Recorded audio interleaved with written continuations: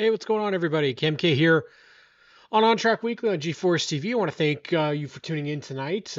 Quiet, I expect not so many people online tonight. I think a lot of people are buckling down. There's supposed to be some bad weather coming in once again, um, which sucks. But I appreciate those that are tuning in tonight. We got a packed show. Connor Ross will be on to start the show. He's got a big announcement regarding his crate sprint out at Oshwegan Speedway, and we'll have him on. We got Paul Major coming on, and at 8:40, 8:50, Ben Dennis from the Oscar ranks coming in and from Sunset Speedway is going to be their new head tech official. We had Courtney on last week, so it feels right to have Ben on as well. So we'll have him on, chat with him about the decision to move over and what he's expecting this year. Obviously, it's a bit of a change for that division and as a whole, and lots of moving parts. I do want to send well wishes out to James Stanley and his family. James lost his dad. He posted earlier today, and so that's some pretty tough news to see. So hearts go out to James and the entire Stanley family and those that knew his father. And says it says something when other people start posting um, when somebody passes away. And Brad Holmes, with a quote, the GM of Sauble Speedway says they say only the good die young, and that statement has never been truer than it is today. The world is a worse place now, and it forever is going to be. Thank you for everything, Sean. Until we meet again, rest easy. So, condolences to the Stanley family for the loss of Sean. And, obviously, there's nothing you can say in these moments to make it better. But just know that the racing world is there to support. Speaking of support, we're going to bring on a racer who, is well known here in the G-Force TV family, of course, son of Adam Ross, and he's carving himself his own legacy in motorsports as a racer out of Oshwegan Speedway in the crate sprints. He's got a announcement to talk about tonight, so why not do it here on the show? And I'm honored that he chose this show to do his announcement. But Connor Ross, man, the stash in full effect. That is a beaut, my friend. How are you doing Yeah, tonight? good yourself. Doing all right, Connor. It's cold. It's snowing, so it's better that we get to talk about racing. And you know what? You're somebody who we've gotten to watch his career start at Oshwegan Speedway. Not bad last year, buddy. Like, got yourself a W. You've got yourself some good stuff in the works, and it must have been a really good year for you. Just a full season, yes, but you got Yeah, some of those troubles out of the way. It looked like you had a really decent season. yeah, we actually had a great year. We our goal was just to make every feature, and we definitely ran some B mains this year, but that's fine because we didn't. We made that goal work, and we were successful. We made every feature. Didn't make every lap. We had a few problems, but other than that, I'll still take making all those features because we usually get 30 plus cars on a Friday night. So it's, we got rookie of the year as well, which is pretty cool. Especially like you talked about, one of the things that not a lot of people again think about is the quality that you're going to have to compete against. The crate sprints are, yes, 360s are sometimes we say the show, but I'm a big fan of the crates, man. A lot of the racers that I know are in crates as well, and anytime I get to listen to Brett Stratford do an interview, it's a good day because he's one fun interview. Um, for yourself, obviously, would you give yourself a passing grade for last year? Or I know racers are never happy with their seasons unless they take home a championship. So can you be okay with what you had? Yeah, 1,000%. We accomplished what we wanted to win. Was not expecting that, but we set ourselves up good that night, and I knew the first few laps I didn't see a car, and we felt pretty good. So I figured, we might be able to get it done. And I still remember being in victory lane through the steering wheel, and Dad came in and gave me a hug. He goes, "You freaking did it!" I said, well, "Yeah, I guess we did." So that's still a cool memory of having him there and announcing it and being able to share that in victory lane. So yeah, I definitely would give it a passing grade for this year. You did something that not a lot of racers can say they did. Dale Jarrett can say that he had his dad call him when he won a big race, obviously the Daytona 500, and you had your dad there. Uh, was dad misty-eyed? Yeah, I think the worst part was we were trying to get the GoPro to run, but I forgot to delete some storage on it. So we had it on the car, but it wasn't on. And I wish I had it on so I could give him some grief. But no, I definitely think he was. He was choking up a little bit. I mean, just and the fact is that you're still relatively new at this deal. Like this is only what third year in the crate sprints, That was my first full year. That was my first. first The full other season. the year before that, we had built the car for the nationals and we ran 3 races.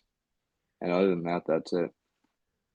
You already winning races, and you got that on Cam Thompson. How does that feel? Pretty good to be. I gave him some harsh words, not harsh words, just some friendly banter because he should have had it the night before. And Yeah, I think with 2 or 3 to go, got by him on in lap traffic. So I'm glad he got it done in Merrittville at the end of the year, and that was pretty cool. We could say that we got it done in our that year. yeah, but you got it done first, so you still have. Exactly. I'm never.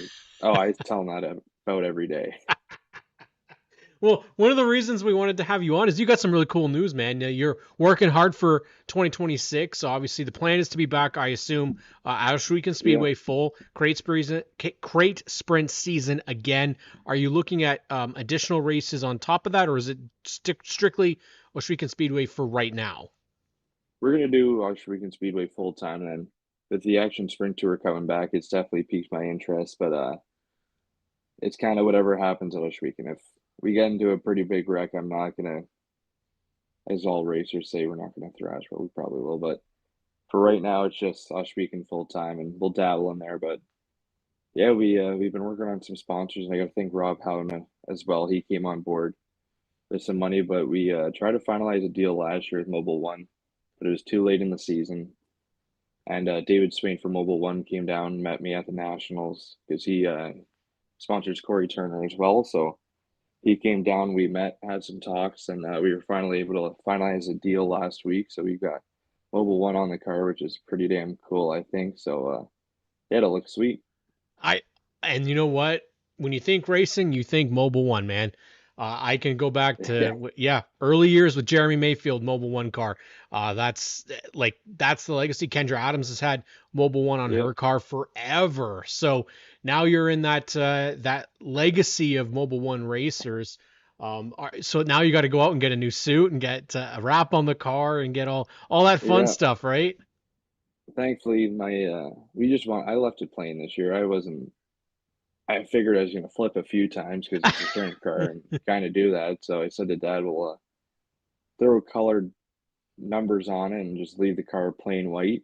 And then my one sponsor that came on board in the shop, Tire and Auto, we were talking about it, and he goes, "We want to wrap that car." I said, "All right, perfect." So I got to sit down with them, Levi and maybe Tim, but for sure Levi. I think either tomorrow or I don't know. It's this week. I got to double check my calendar. And but no, I it's great that Mobile One came on board and same with Rob Hound, but I also couldn't be able to do it without my other sponsors. Driving with Haley, Haley Hill came on board. And she sponsored Cam and I some fuel, which really helped. And then this random person came up to me in the pits and said, "How much money to put a logo on the car?" I said, "Oh, that's pretty cool." So that was in the shop, Tire and Auto. And then we also have Green Knights Motorcycle Club. They're just a nonprofit organization. He was the founder is Phil. He was in the military, and now they go on some cool rides. So I threw one of their decals on, and yep, we're still looking for sponsors this year. But no, it's shaping up to be a good year. We're excited for you, bud. It's listen, Oshrican Speedway is not for the faint of heart. Let's just be honest here. You've got to love racing if you're going to race there because it's tough. It's tough to get into the field. It's tough anytime you're racing in a heat race. You've got to be up on the wheel, man. And like I said, I saw the difference last year from the start of the season to the end of the season, actually. How's your confidence level heading into 2026, bud? It's pretty high. I don't know. I don't like to have too much confidence, but I feel like it doesn't get to the best of me or the better of me. But as we stopped running B mains and transferred through our heats and just night by night got better. It does suck though. After Brighton, I think I went into Schweeken the following Friday with so much confidence, and Cam and I both, because we came off personal best weekends both races, and we stunk. Yep. Like we were both deep in a B main, and I drove with them the entire week. We're gonna suck, and Cam goes, "No, we won't." Like, yeah, we got some confidence, and then sure as heck we were 18th in a B main, wondering what was going on.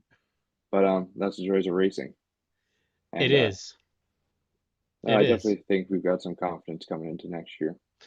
And obviously the crates are one of the most competitive. Like I mentioned, Brett Stratford. I don't know what his plans are yet for 26, but who is somebody that you're gonna have to look out for? Because I mean, we know honestly anybody can win every single week at Oshweekend Speedway, and there's a lot of great up and comers in that great sprint division. So for yourself, who do you think you're gonna be battling for position on the regular? I'm guessing Cam, but I imagine there's one or two others. Definitely Cam, and then actually my boss Darren McLennan. Yeah. We've had some battles before he wrecked, and his plan is to come out full swing next year. And the guys at work give us some heck because I won Rookie of the Year and he didn't. And he wasn't the happiest camper, and the guys like to rub it in his face, but he's always fast, and he's fast in a Can-Am midget. And I feel like all those guys when they come over to dirt, like Staley, Dryden, there's a few others, Neely, Fraser, they all come over and it's just like secondhand for those guys. So they're always tough to race against, and they're always fast.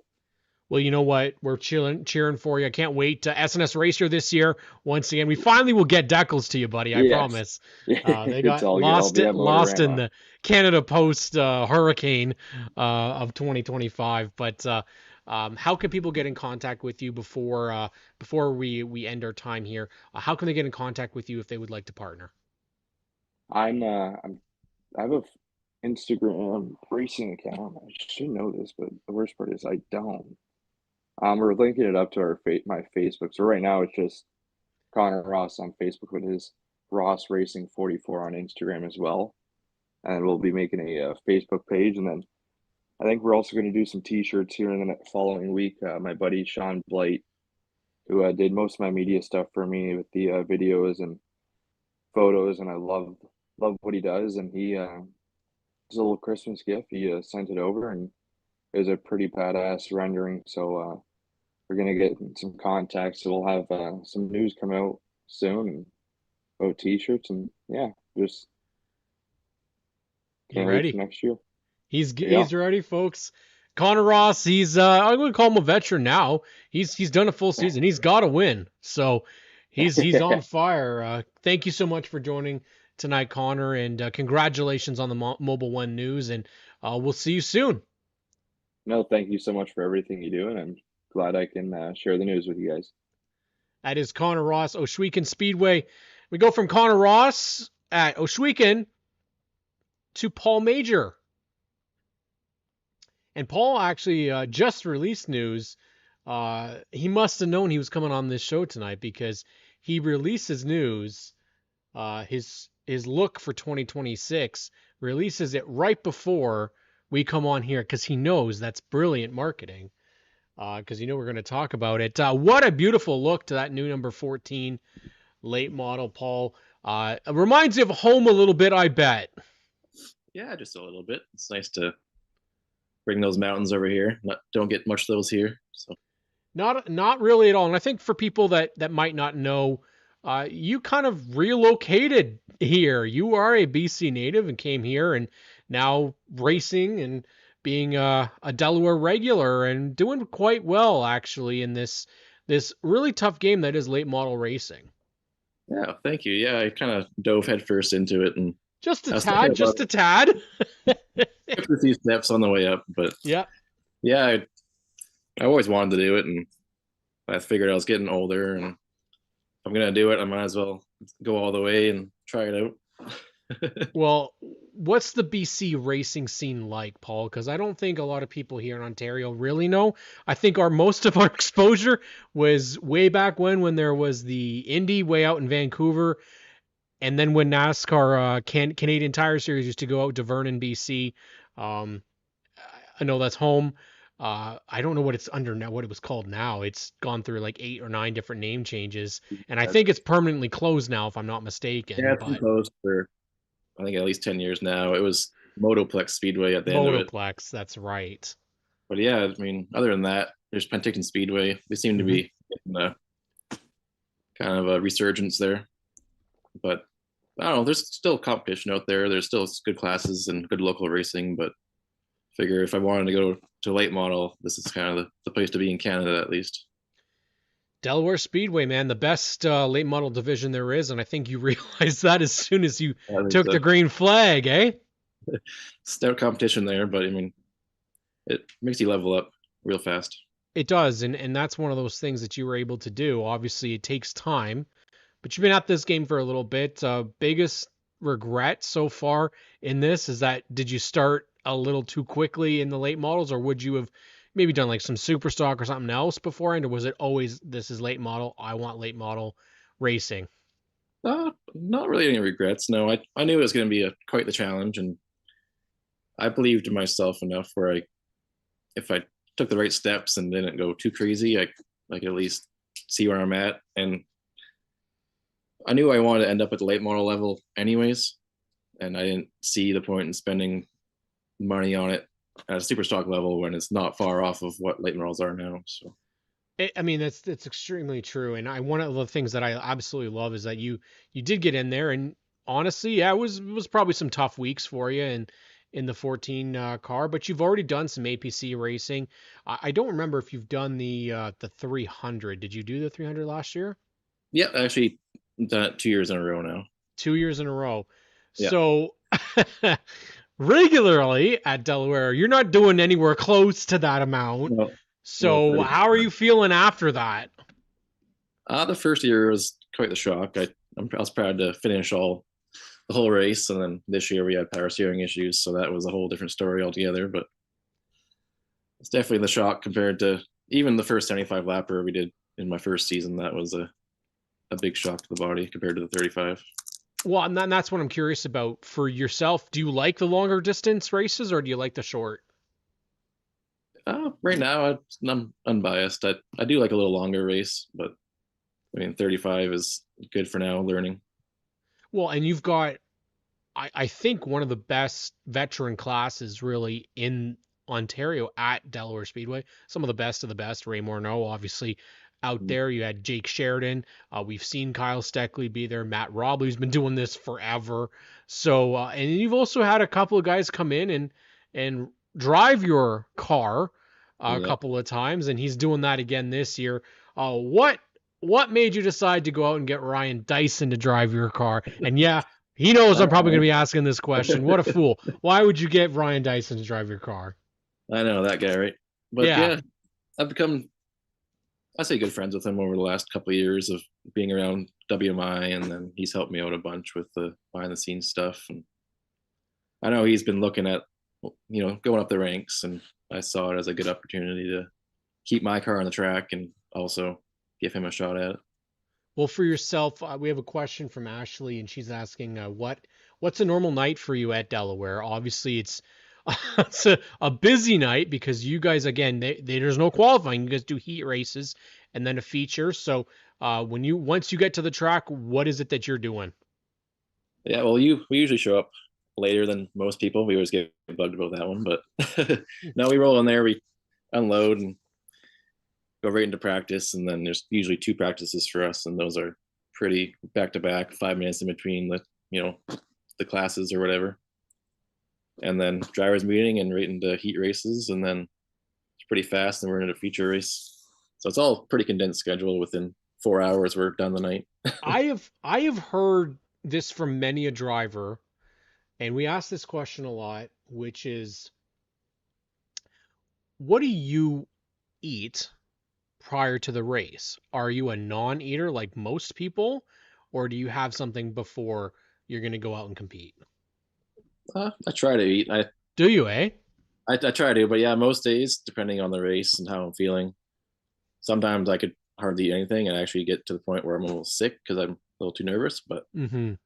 But I try to, eat something throughout the day at least, so I'm not going to be a total mess when it comes to a race. And then I try different electrolytes and stuff, just seeing what works for me I know and it's a difficult judge, right? Because you do have Delaware does have its days where it's pretty sticky and gross and it's pretty hot, but you also get the benefit of racing on Friday nights. So you do have the option to go and race and take the late model elsewhere. Do you have any plans on traveling to other tracks this year? not yet. I mean, the first year we went to Flamborough for the Triple Crown, and that was fun. And well, it really depends how the season goes, and how the car is at the end of the year. If I want to take it out, or risk something else happening somewhere else outside the normal schedule. Well, and you also have what looks to be a different set of racers coming out and competing. You got Carson Nagy's going to move up. Mm. Steve Aron's going to come in and run full time. Obviously, Brady Smith's coming back with a new kind of combination with him and Simon Motorsports. So things are obviously a little bit different this year, staying the same. But for yourself, what would be a successful season for you? Obviously, you're still really new at this track, but it's a couple years now. So what is it that you as Paul Major and Major Motorsports want to accomplish? I'd like to get at least a couple more heat wins this year. We got the first one last year, Yep. which was huge for us, and then I'm really wanting that first top five in a feature. I've been close. We had the speed a couple times last year. Just circumstances didn't work out for us, and bring home the first trophy, top three. That's I think as an achievable goal is top three for sure. At least one couple of races. Yeah, I think towards the end of the season we saw what raw speed you do have in that car. And that maybe it was just, it takes time to get used to it. You're obviously feeling comfortable in the car now. But I noticed when you did post your brand new look for this year, you got some open spaces. So are you looking and open for sponsorship and partnerships, and how can people go about contacting you for those? Yeah. There's a few spots open on there. We have a couple in the works that are looking to return. You know, just want to get the design out there to show people what's going on, and then yeah, there's always open spots, and they could go on to our Facebook page. We just got that going this year, and we also have a new website we posted that's got all our information on there, contact page and everything. I mean, Major Motorsports is in for a major 2026. SNS Racer, we're happy to have you, buddy. I Happy to appreciate be there. I appreciate you being a part of it. You got to outshine David Mathers and Matt Robley in the division, and of course outshine Ryan Dyson. That's the biggest thing you've got to do this year. Although with that gold paint scheme, he might be outshining everybody literally this year. Yeah, I've seen some sneak peeks of it. It's looking pretty. I thought so. I thought so. I appreciate you, Paul, coming on the show tonight. We'll definitely have you back in Yeah, yeah, 2026, later in 2026. sounds good to me. That is Paul Major from Delaware Speedway, late model division. And we move directly from Paul to somebody who's relocating as well for this year. He's moved over to the Oscar divisions for 2026, and it's Ben Dennis, somebody who I get a rare conversation when he was at Sunset, because he's literally all over the place. You'll see him at 1 minute, and then next you turn your head and he's halfway across the track in the other direction, dealing with a flag or running somebody down. So I hope this will be a little less busy for you, Ben, now that you're going to go be a tech official in Oscar. Big news. Are you excited? Yeah, I'm really looking forward to it. I think it's going to be a great year. Definitely going to be working with a few of our regulars from Sunset too, with the hot rods and modifieds, and even the super lates when they're involved. Looking forward to it. It's going to be a good year. So this opportunity comes about because why? Um, Unfortunately, with Sunset kind of coming to an end at this point, Mm-hmm. fingers crossed for Yep. future, but as of now, so David approached Courtney and I, and we had a couple people approach us, and we went on board with Dave with Oscar, and hopefully to kind of rebrand and rebuild after their split from APC, and that worked Yep. out well for both parties. Not looking to trash anybody on that at all. Nope. So Courtney and I have a pretty good vision with what Oscar can do moving forward, and we're happy to be a part of building that back up to what its wonder years were before. I think I would imagine as an official kind of that's seen the highs and lows of motorsports. Honestly, the couple years ago where you guys at Sunset, records, making entries, stands are full. Things can change so quickly in racing. Yep. And then obviously last year things kind of, they dissipated a little bit. But Oscar is going through a major change. So are you guys expecting that there's going to be some hurdles this year, or things are going to be maybe a bit of an adjustment period?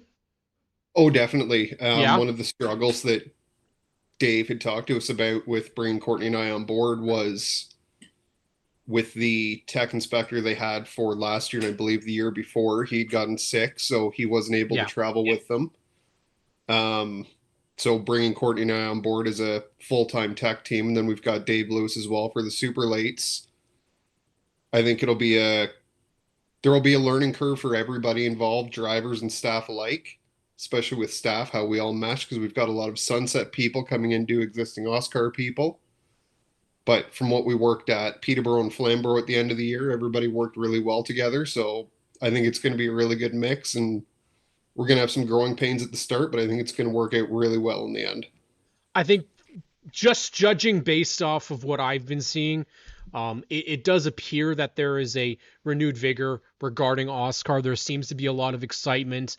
I definitely like the move separating from APC. Not that again there was any problem with that before, but sometimes for the betterment of both, it's the right way to go.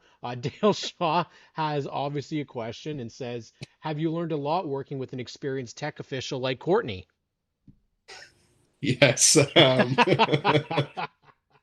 Awesome. thing I will hands down give Courtney is when it comes to tires on a car of any class, you're not getting away with anything. The notes she keeps and the tricks that she's learned and inventory she keeps and notes that she keeps, you're not getting anything by with her. So if she's handling the tire side of the tech stuff, what is it that your role will encompass? Courtney's going to be doing all of the tech along with me. We're both in the Nice. title of tech director.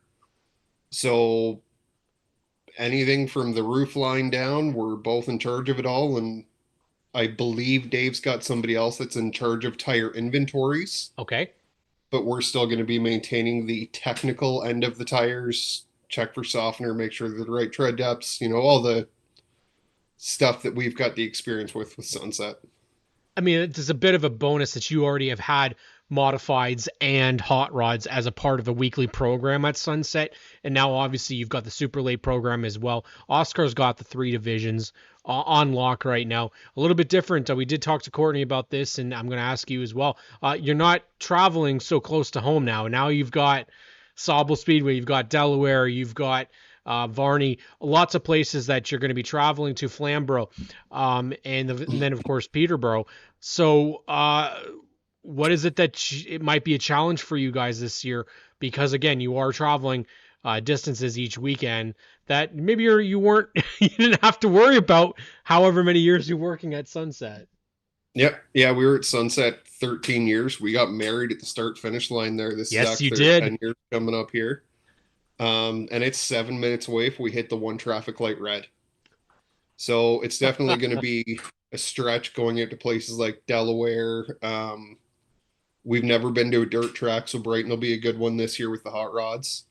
We've never been to Varney. We've never been to Sauble, so it'll be nice to get out there and check those out.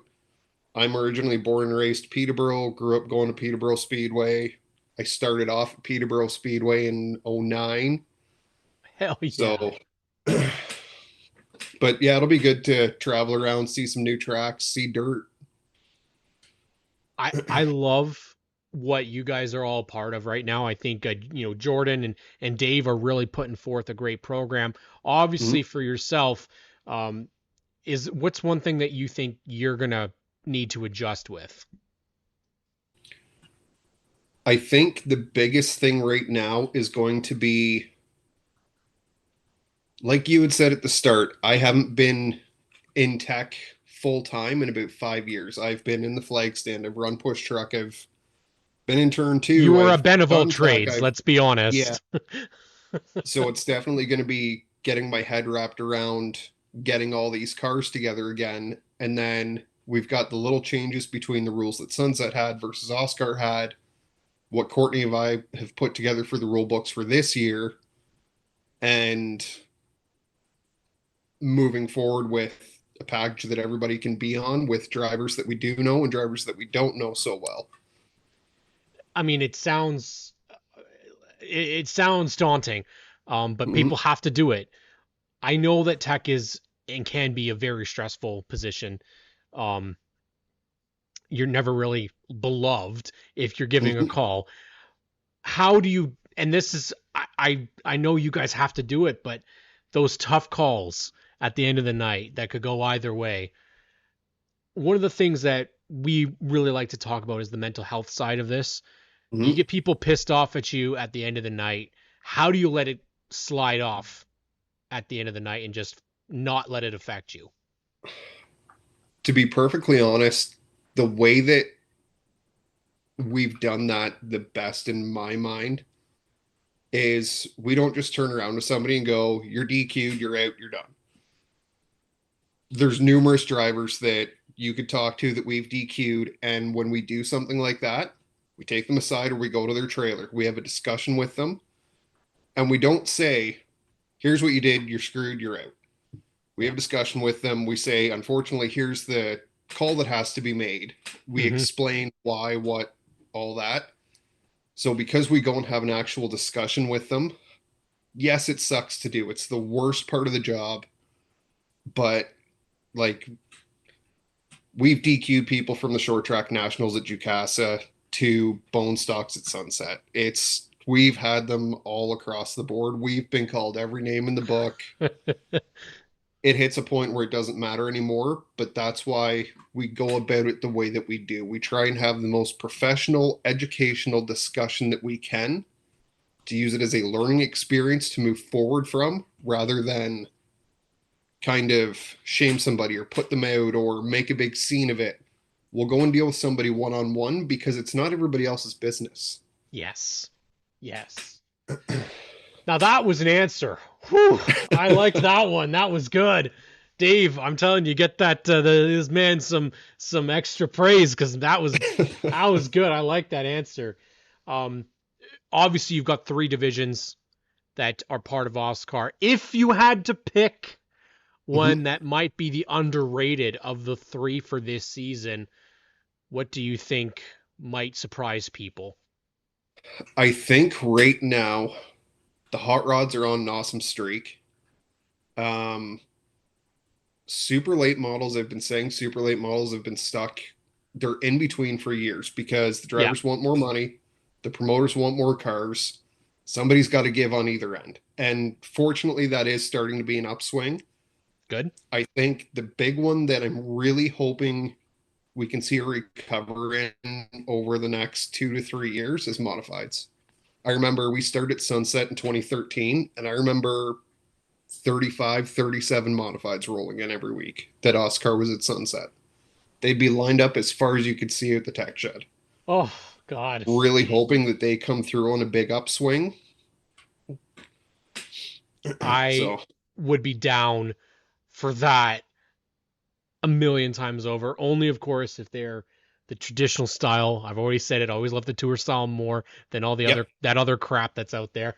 But I appreciate it, Ben. Man, we could have talked for a couple more hours, frankly, but we don't have the time. We'll have you on further later on this year, talk some more. But thank you so much, Ben, for coming on the show tonight. Thank you, Cam. Appreciate it. That is Ben Dennis from Oscar.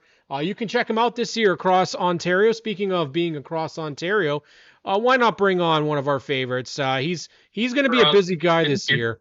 Awesome more, but thank you so much, Ben. Hey, yeah, buddy. It was nice to hear my own voice for a little bit. We were watching to get it all set up. How are you tonight? Yeah, we're doing okay. Brad Robinson here on ONTrack Weekly.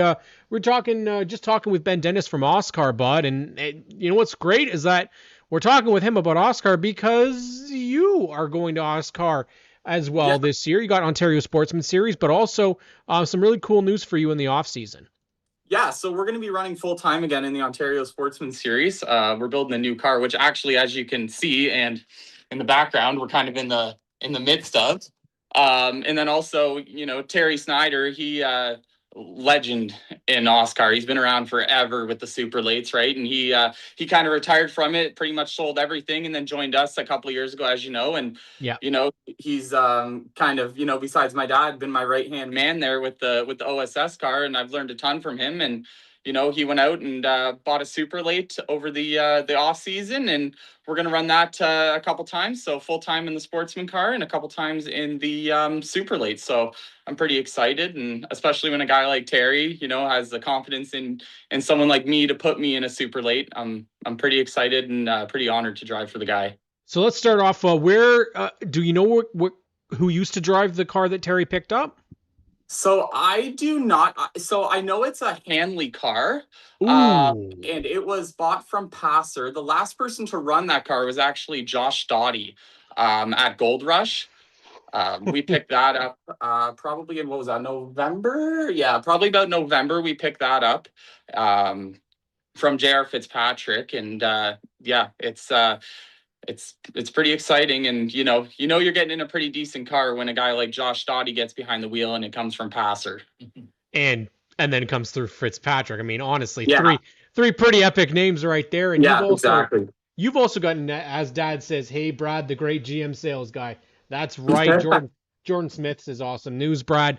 And then, of course, like you said, the Ontario Sportsman Series, you're also going through a little bit of a change there because, as you said, you've got a new car that you're working on, but also you've decided to rebrand for this year. You're going from a different, from the regular 44. And I want people to know why you're switching, because I thought that was a very, very cool thing when you talked about the reason getting behind why you picked a new number. Yeah, so long story short, my dad's number was 11. Snyder, his number was 7. And then funny enough, and I know you and I have talked about this a couple times, my favorite number is actually number 9. Yes. Well, how it happened was when I ran the 44, I started in go-karts with that. And the gentleman that actually sold us a go-kart, he got us the decals done up and basically gave us 3 numbers to pick from. And my dad just kind of randomly picked it, right? So we've kind of stuck with it ever since. Well, we were trying to figure out, what number to run with the super late. And then, I kind of wanted to change it, past the last couple of years. And so we just said, as a team, why don't we just start up a new number? One for Terry, one for me, and one for Dad. Let's just pick a completely new number. And that was the number that we landed on. And I like the number 54, and not only that, but I'm also keeping part of the 4 as well, right? So and we actually are keeping the 44 number as well, because we still have the other sportsman car that we're still trying to work some stuff out. And I'd actually like to see Dad get in for a practice. So I think we need to see your dad out for a practice. He's a racer too. He can do it. Maybe it needs a motor in it. I mean, he could try and race it with no motor, but that might be a little tough. But for yourself, dude, like this is a big thing. You've wanted to do a couple of different series. But I mean, you and I have talked quite routinely.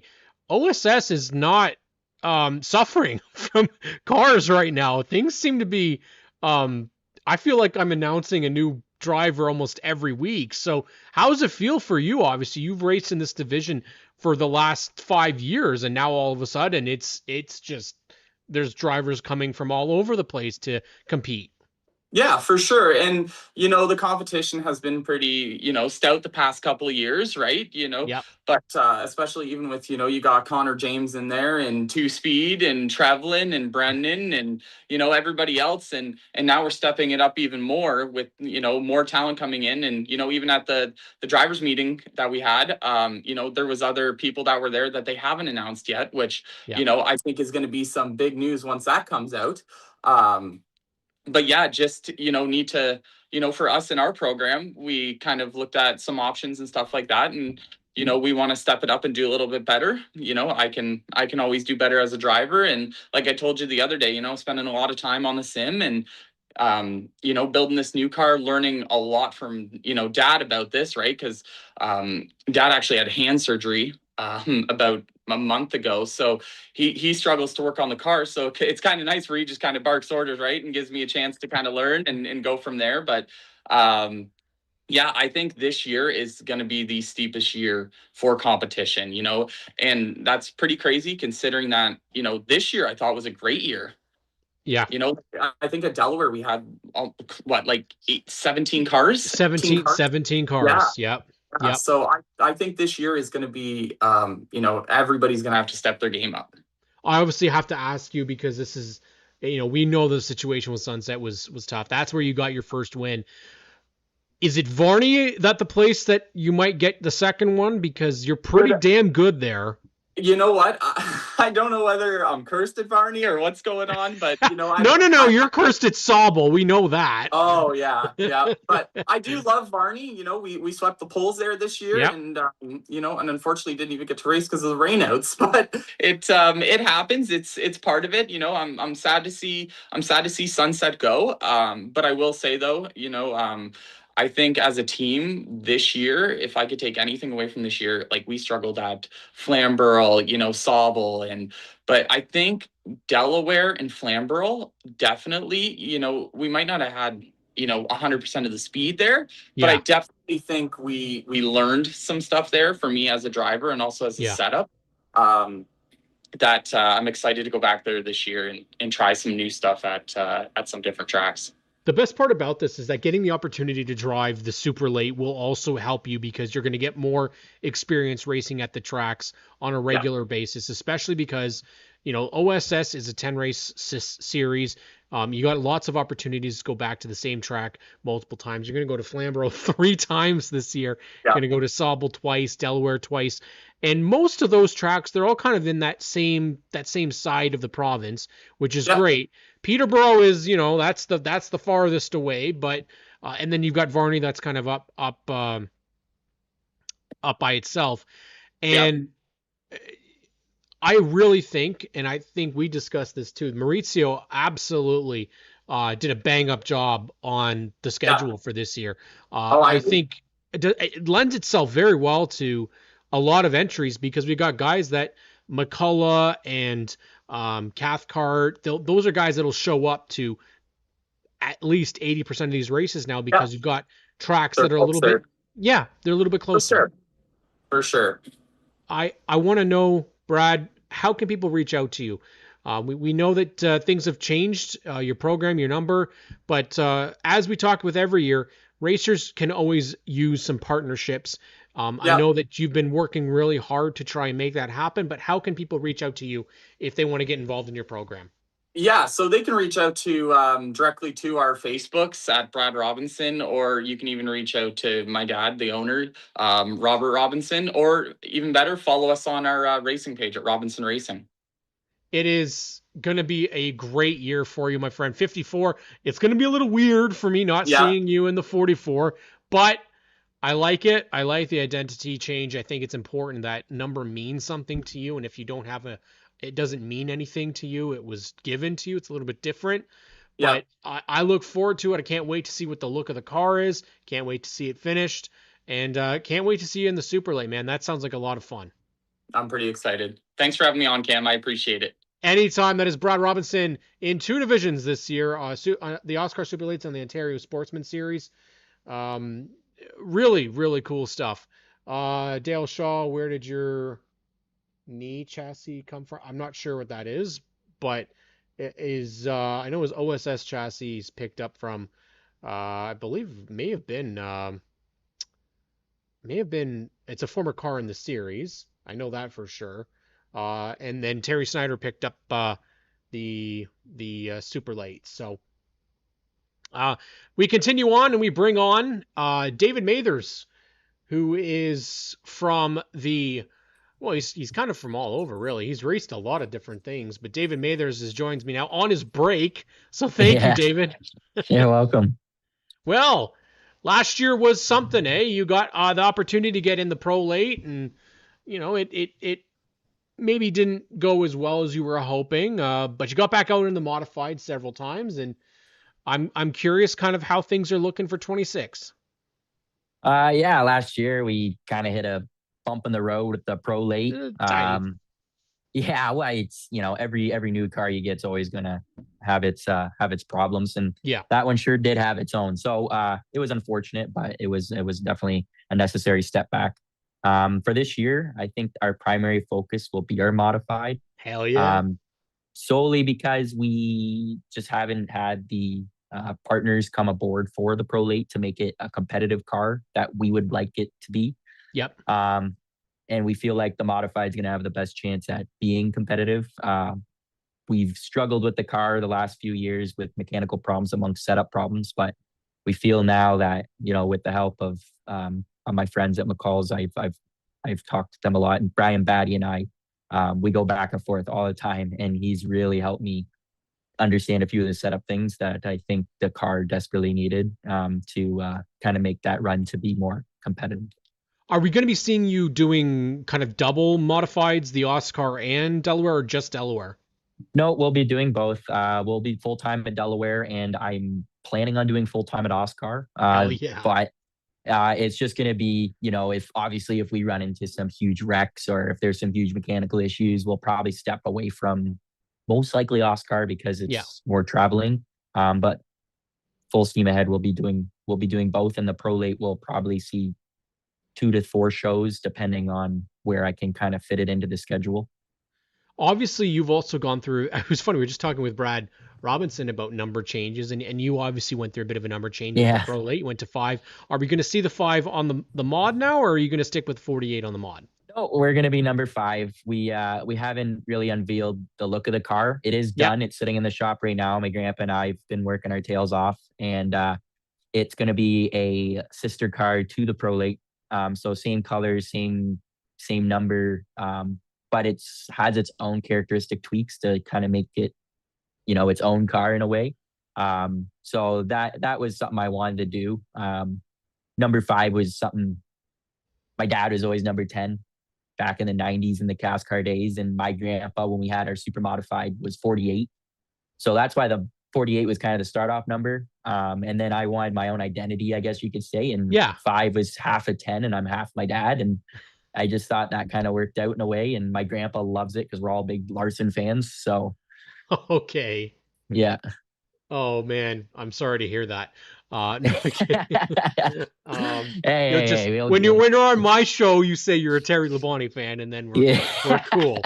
I'm not Mark Martin fans originally. Oh, okay. So that's big doable. Mark Martin fan. That's okay. I'll take that. Not that I was a Mark fan either. I was a Texas Terry fan, man. That was my boy. So, But obviously the modified division is a little bit different than when you left it.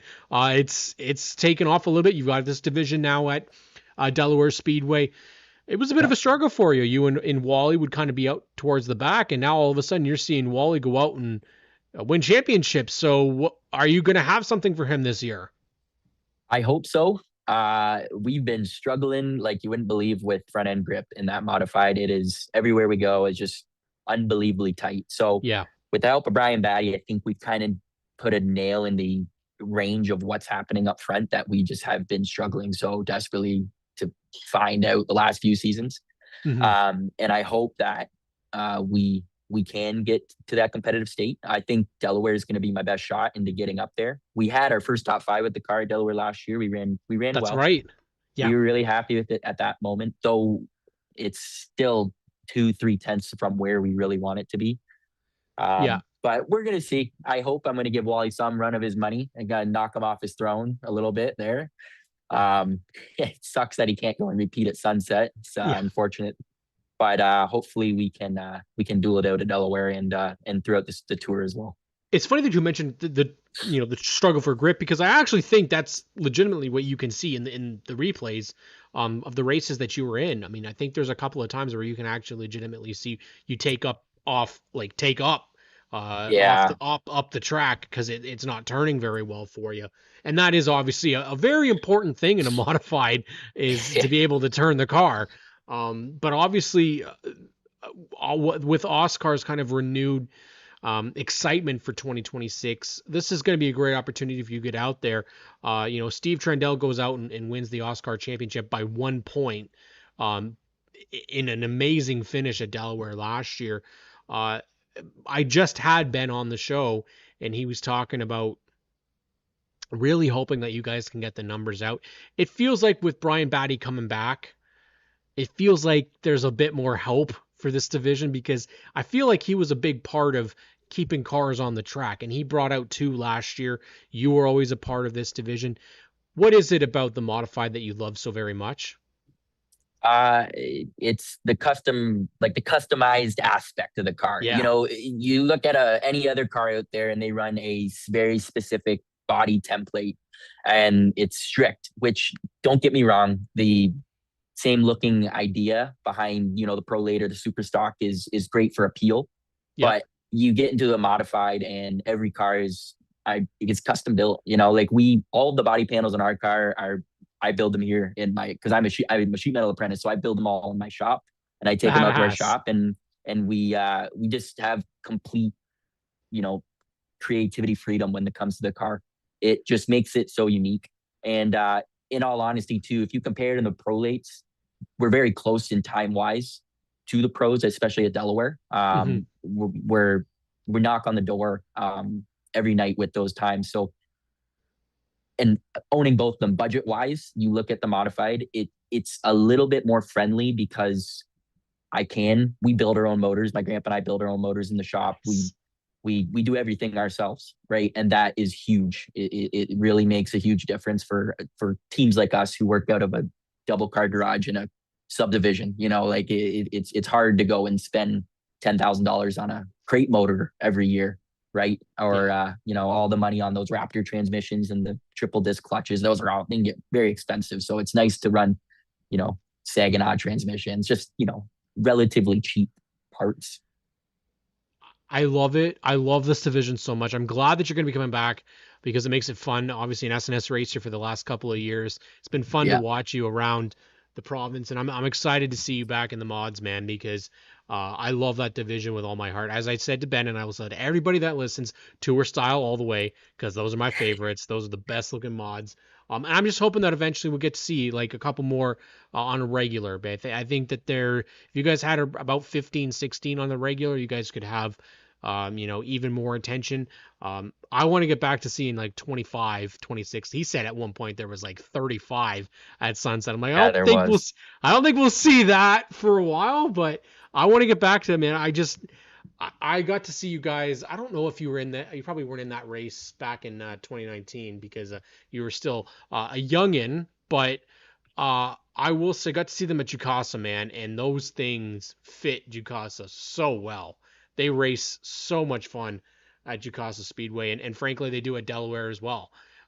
They're just a great show. And before we get you in trouble for taking too long on your break, let's give us how can people follow you on social media, and if they want to partner up, how can they do that? We got DB Racing 5. That's our Instagram. Same as our TikTok and our Facebook accounts. And any partner up, just email. I think my email is linked in the Instagram. If it's not, just DM the Instagram, and then I can contact you with your email, proposals, et cetera, et cetera. Even I'd like to put it out there, if anyone would like an opportunity just to learn, work on cars, et cetera, we're always looking for guys to come and help. My grandpa and I have tons of knowledge that we'd love to share for free. So all you got to do is be there. I love it. I love that idea, especially because we need more people to get involved in the sport. And David, I really appreciate you coming on. We'll have you back on throughout the season and hear from you on how things are going. Thanks, David. Yeah, awesome. Appreciate it. Thanks, Cam. That is David Mathers from the Oscar and from the Delaware Modifieds. Chris Cunnington, my mini stocks are my number one still. They don't get replaced by the mods. I love my mods, but they're no mini stocks. Mini stocks are still number one in my book, man. Got some really cool. I got some really big stuff. I'm really hoping that we'll be able to have happen this year for mini stocks. I mean, lots of great racing, especially considering we are losing one of the tracks that carried them. One of the tracks that I haven't had the pleasure of seeing, but I'm going to get to learn a little bit about it thanks to our next guest. He is the very first guest ever to be on the show representing Laird Raceway.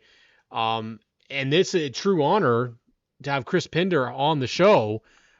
Laird's very own Chris Pender, who I unfortunately missed because he was going to come down for the 3-3 and then had some troubles at Laird. He was going to technically do a 4-4, and unfortunately things just went wrong with the car. Chris, how are you doing tonight, buddy?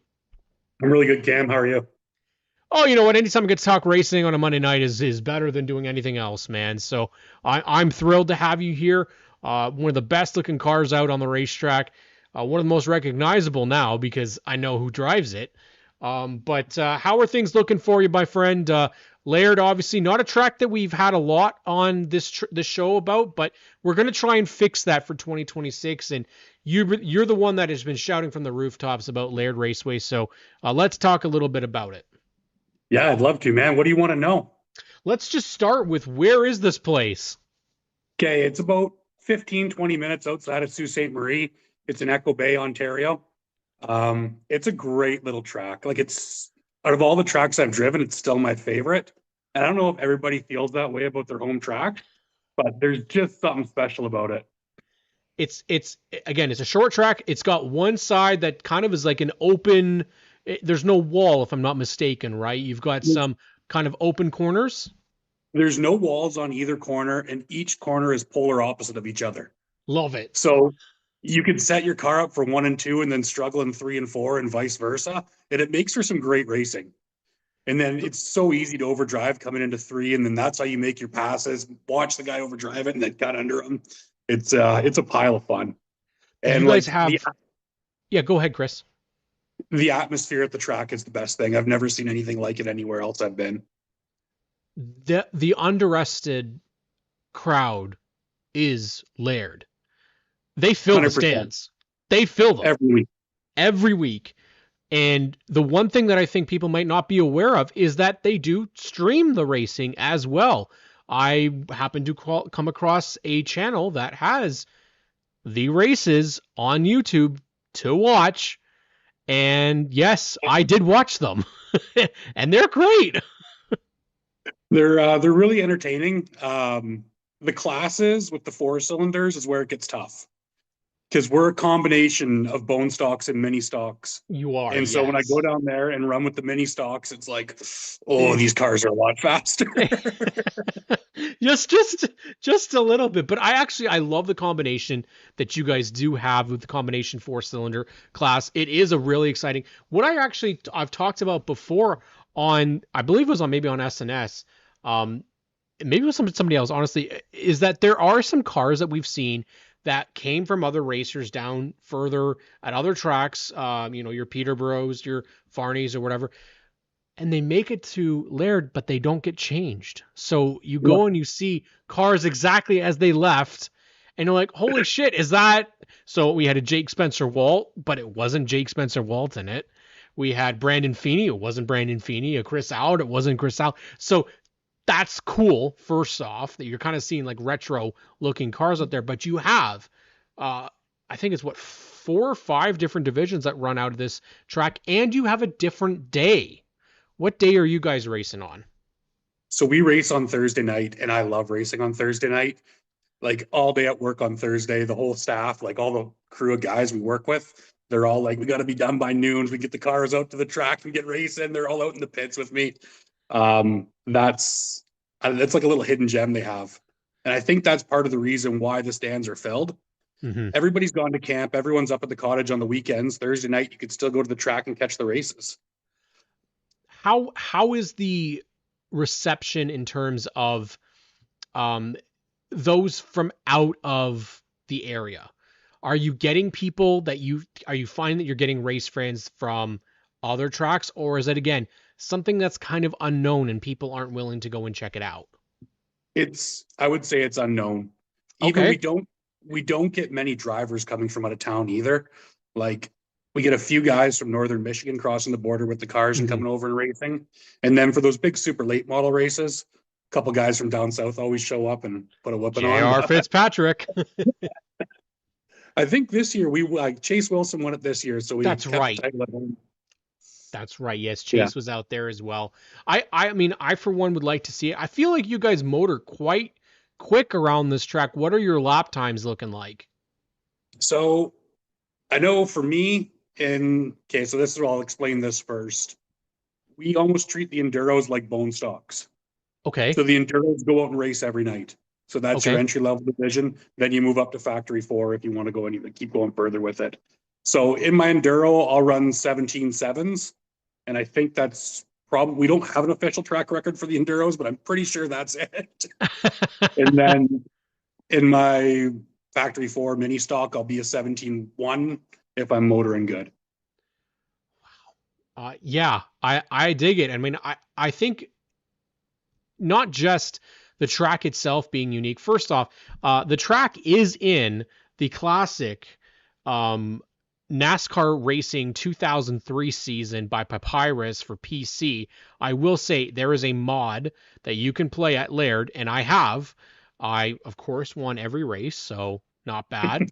But it is really beautiful watching a race there. The scenery in the background is insane. Yeah, it's gorgeous to look at. When you're in it, it's Yeah. not so great. Oh, If you go off 1 and 2, you've got yeah. maybe 40 feet, and then you're in a swamp. Oh, no So, shit, eh? yeah. I haven't ended Oh, up in the man. swamp yet, but I've been close a few times. Well, it reminds me, I can't remember which dirt track. Somebody can tell me which dirt track it is. I don't, it's not Humberstone. I don't think it's Merrittville. There was one where I've seen the same where you go off and then maybe it was Merrittville and you end up yeah, I think theirs is just a creek though, not a swamp. So, that's a pretty adventurous. You got to come down and race a bit, the last couple of years. So are you thinking about doing that this year? Obviously with no sunset, it might make it a little more difficult, but, are there plans for you to maybe go to Flamborough, maybe go to Peterborough? Do you have any concrete plans? I don't have any concrete plans yet. My plan is to get in the car and race it every chance I can have. And it Nice. doesn't matter which car I'm getting in. Like, I just want to race, man. It seems like it, man. The fan base and Laird, like I said, doesn't have the reputation, but we're gonna try and change that. I think we're gonna try and have some racers on throughout the year because again, this show is talking about on track. It's Ontario racing, and you are representing Laird Raceway. They've got their schedule out for this year. They're ready to get going. Are you ready to get going? Not really. No, not yet. Oh. I'm about ready to put the motor back in the mini stock right now. It's in the shop, half ripped apart. I wanted to cut some more weight off of it, get it a little bit lighter. The enduro cars need some love. We got real rough with them towards the end of the season. We had 3 of us in a points battle that for the last 3 weeks, we were 1 point apart every night, cycling from first to third. And it turned out to be a really fun finish to the season. Well, Chris, I want to know how can people follow along with you? Because Okay, this so you is can check me out. yeah, sorry, because it's really important that people do have you have to get behind some racers at the track too, not just getting behind the track, but get to know some of the personalities. That's why I wanted Chris on the show tonight because Chris and I have had some communication regarding just questions over Laird in the past, and we were going to meet and at Sunset before his car had other plans, but it's so important to get behind it. So how can people support you and follow you on your social media? I have my Pinder Construction Racing page. I share as much as I can on there. You can just add me on Facebook as a friend on my personal page. I'm always posting something. You can always follow along with what we're doing. If you're ever out at the track, come find me. Come in the pits. We got all sorts of stuff for the kids. We got a bit of Hot Wheels we're giving away every night. We got driver cards, anything they could want. We got the cars that are painted like Lightning McQueen and Dynaco. They can come sit in those, check them out. We'll let them pretend they're racing. Like, it's all for the fans. Am I going to get eaten alive if I go to the track? Depends when you come. I'd suggest Okay. come on a cooler time of year, like towards the September, near the end. There's a good chance you might get eaten alive. Yeah, I realized that when I went to Peterborough last year. I'm not. I'm apparently a very good meal for mosquitoes. So I don't know if that's what you're dealing with, or if you're up in the like black fly territory, aren't you?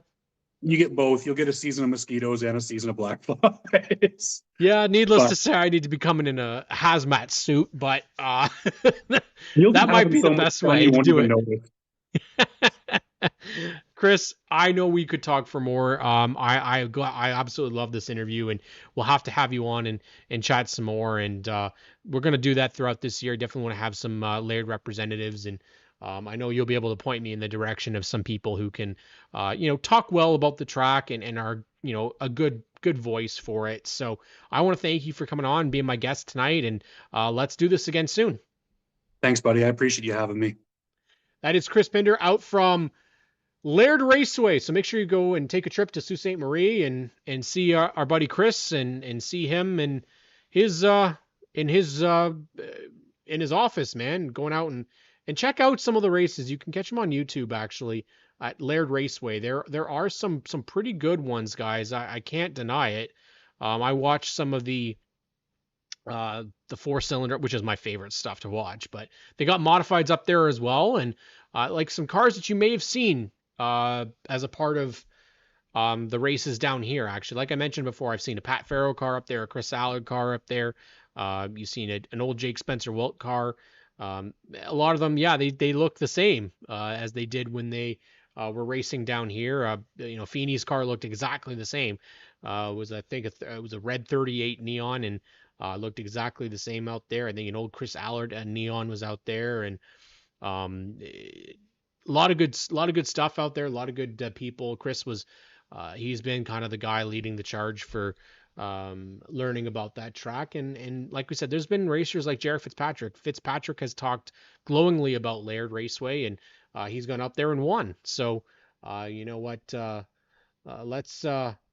Let's see if we can get Chris out there and come on down to do some mini stock races down here again, and hopefully we'll get some people to go up and travel up and be a part of maybe some talent exchange, honestly, and see what they can do up there, because you don't know. Honestly, you don't know. I mean, some guys that might be struggling down here go up to Laird and do very well, or guys that maybe struggle go up there and even worse. Guys that could be top of their game go up there and all of a sudden they're outmatched. It's always kind of learning the curve and seeing what you've got. But for everybody here at G-Force TV, again, we're under 100 subscribers away from 21,000. I want to thank you guys for tuning in tonight. 169 episodes down. We're going to be back for 170 next week, and it's a special episode, Blueprints to Burnouts, special segments regarding a cool program that Blackmagic Racing and the Cadence Ford Foundation are putting together at Full Throttle Motor Speedway this year with 3 race teams. So that is beyond next week's show. I really appreciate all of our guests for coming on tonight. Connor Ross, obviously, with his big news. Big congrats, obviously, to him getting a renowned brand like Mobile One to be a part of it. That's a pretty big deal for him. And definitely, of course, getting to talk with guys that I haven't had the opportunity to chat with at the racetrack because they're busy. Paul Major from Delaware Speedway. Obviously, we've got to mention Ben Dennis from Oscar. Brad Robinson, you see him in 2 different divisions this year. David Mathers, and of course Chris Pinder. I'm your host, Cam K. Thank you so much for tuning in tonight, guys, and we'll catch you next week for our Blueprints to Burnouts episode.